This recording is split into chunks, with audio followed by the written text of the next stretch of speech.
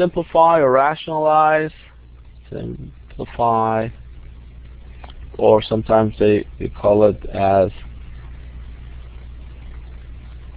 rationalize the denominator.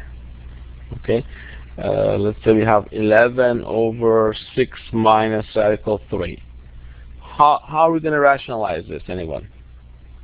Okay, quickly, please enter your answer, either type or if you have a microphone, you can tell me.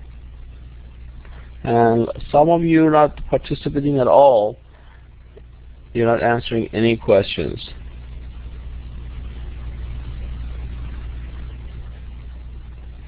Here we have a suggestion: multiply both top and bottom of the fraction by reciprocal. Word is not reciprocal. Any other suggestion?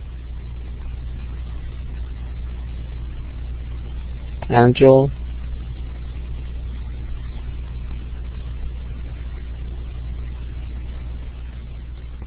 Okay, we have another suggestion: 6 plus radical 3. Yeah, that's called conjugate.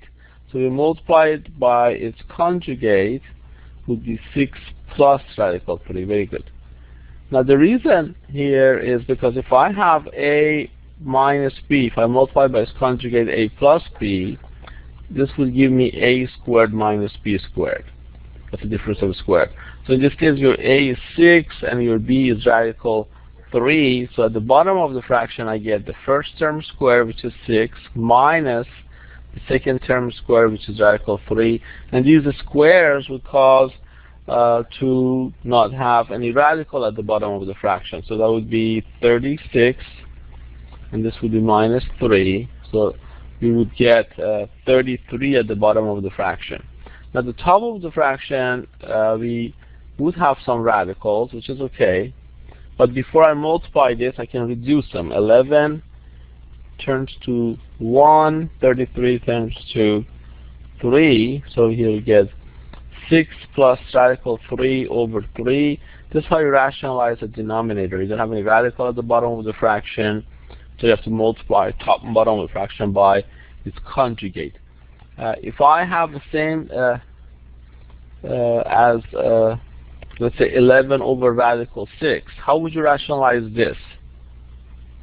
What do you have to multiply top, bottom of the fraction here with? Here you only have one term. Okay, we have a suggestion: negative 6. No. You multiply top and bottom of the fraction by what? If I have radical a, if I multiply by itself, I get just a, right? That's how you eliminate the radical.